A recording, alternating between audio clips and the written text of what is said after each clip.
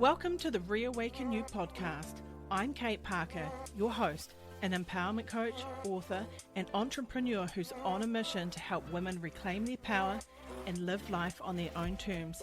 Here we dive into real talk about breaking free from the patriarchy, embracing your authentic self, and stepping into your full potential. We explore how societal structures have held women back and how you can rise above them to create a life that's truly yours. Through the lens of authenticity, queen energy, and legacy, you will hear inspiring conversations, actionable strategies, and unfiltered insights to support you on your journey of self-discovery and empowerment. So if you're ready for honest, no bullshit empowerment with a touch of sass, you're in the right place. Let's reawaken your power together.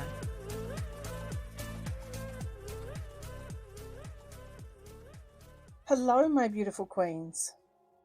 Today I want to share a little bit of a life update, and then I want to talk about something that feels quite important right now, and that is emotional authority and mastery.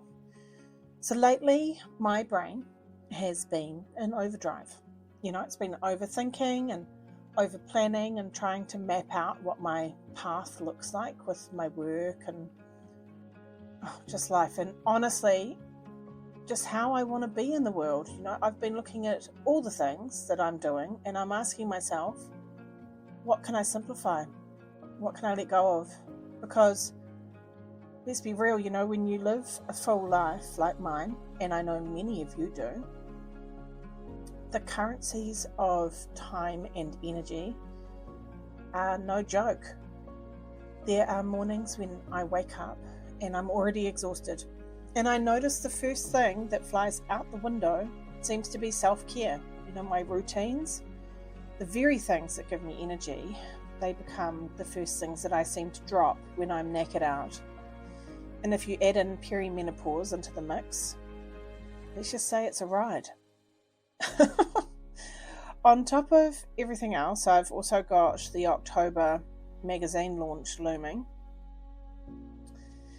And while I adore the theme, which is delicious disruption for this edition, I wrote those articles months ago. And if I'm being really honest, right now it feels like it's just another thing on my list that I need to do. And that's not where I want to be with it.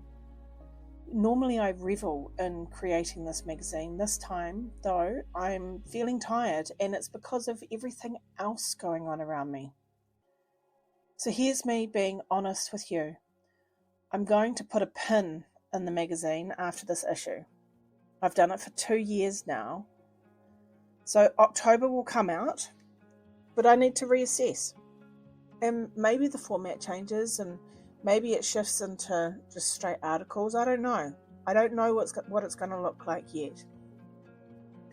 But what I do know is that I need to peel back the layers and figure out what still lights me up versus what drains me. Because I've learned this. I can't not write. I've tried that when the world has been overwhelming and it only made things worse. And I can't not coach. And these things are just part of who I am, but they may need to evolve so that they actually fuel me a bit more instead of feeling like they're depleting me. And that's the work for all of us, isn't it? It's reassessing, simplifying, getting honest about what feels aligned and what is just noise. So this brings me into emotional authority. Most of us weren't raised to know what that even was. I sure wasn't. I spent 30 plus years being a people pleaser, seeking validation outside of myself. And let's be clear, that wasn't my fault, and it wasn't your fault either. We weren't taught any different. We don't know what we don't know until life forces us to learn and shift. I've got a friend who's always testing out new ways of improving her life, and I love this for her. But she will often ask me, what do you think? And I always flip it back to her and say, well, what do you think? What are you looking for from this? Because the moment I give her my opinion, I'm filtering it through my lens, my experiences. And that doesn't serve her. What serves her is validating herself and trusting her own authority. And that's where true power really does come from. It's not just about personal choices. Emotional authority matters even more when we're looking out at the world.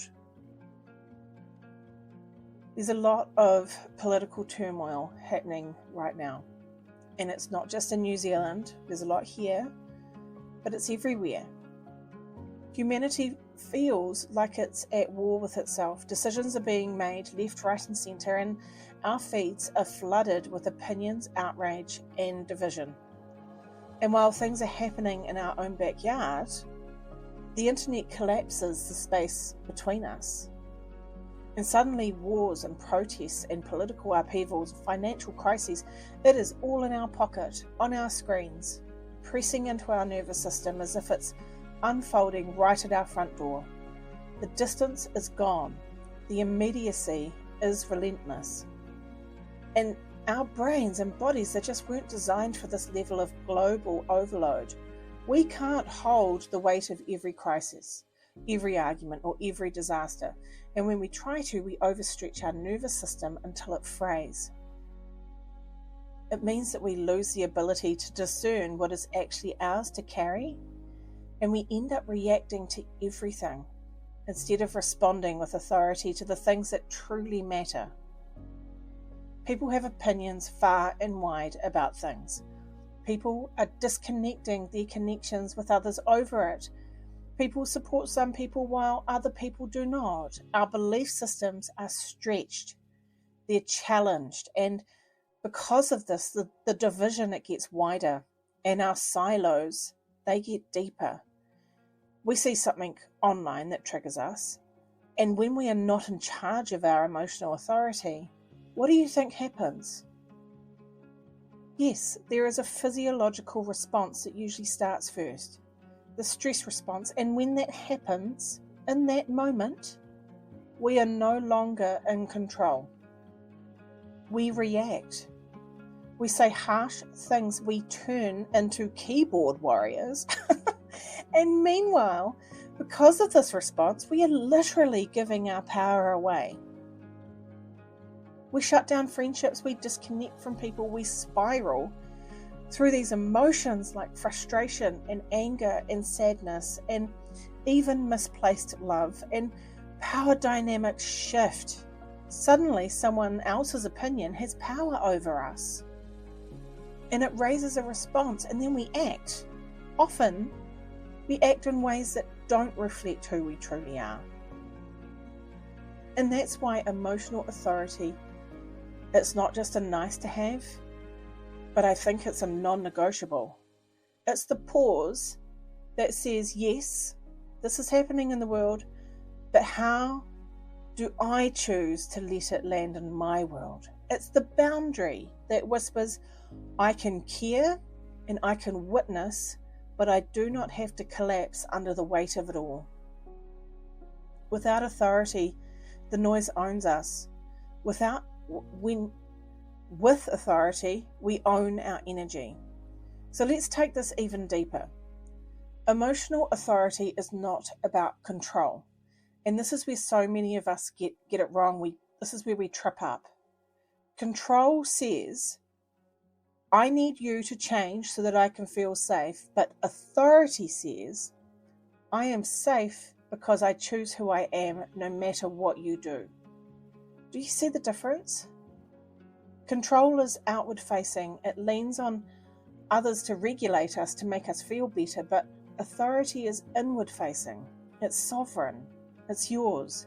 And when you try to control others, their choices, their opinions, or their behavior, what you're actually admitting that your stability depends on them.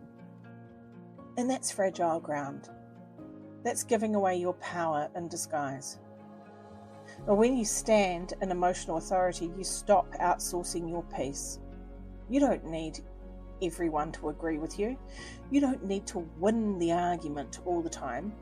You don't need to micromanage how others show up. You just need to lead yourself.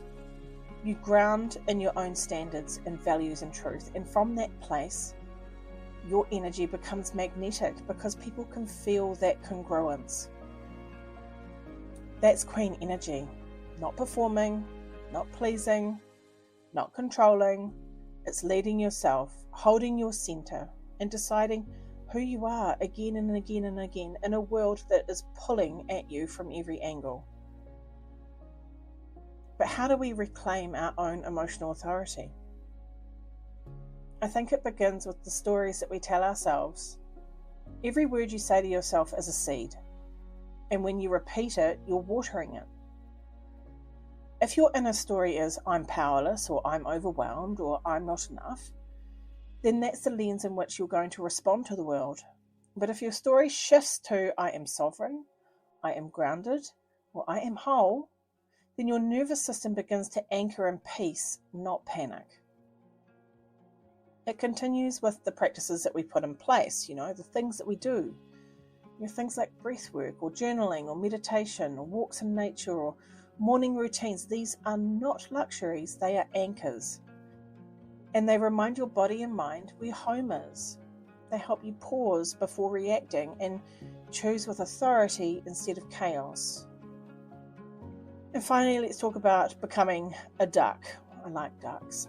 My mother once caught me a duck when I was a kid, and it shat all over her business suit. It's hilarious.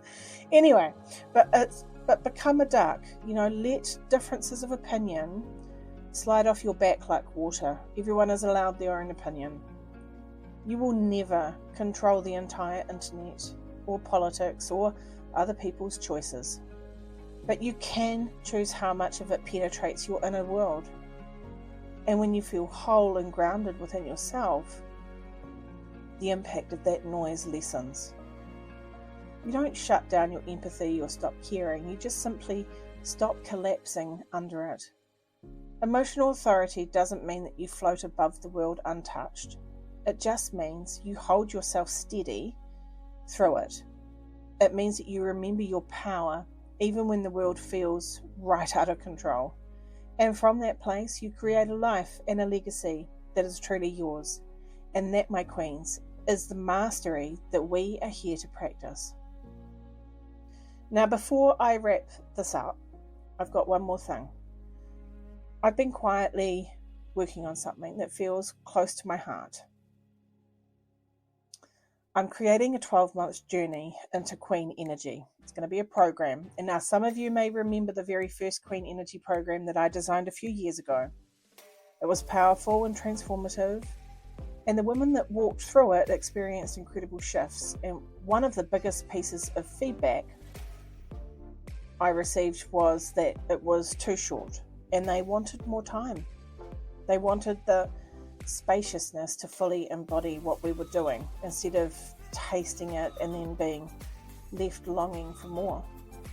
So that feedback has stayed with me, and it's one of the core reasons why I'm expanding this into a year-long journey, because real transformation doesn't just happen in a rush. It happens in cycles. It happens when you have time to fall apart and rise again. It happens when you are held month after month with the space to breathe, to embody, to integrate at a soul deep level. So in this sanctuary that I want to create, we're going to walk through the 4 ascensions of Queen Energy. From self-care sovereignty, to reclaiming your throne, to living in radical authenticity, and finally stepping into your legacy. In each ascension, it's grounded in the 4 pillars. You would have seen those 4 pillars in the manifesto. Self-care sovereignty, Queen Energy, authenticity, and legacy. And these are not just concepts that you learn about. They're energies that you will embody in your choices, your relationships, boundaries, your standards, joy, radiance, hopes, dreams, It's about remembering who you are at your core and then living from that place unapologetically.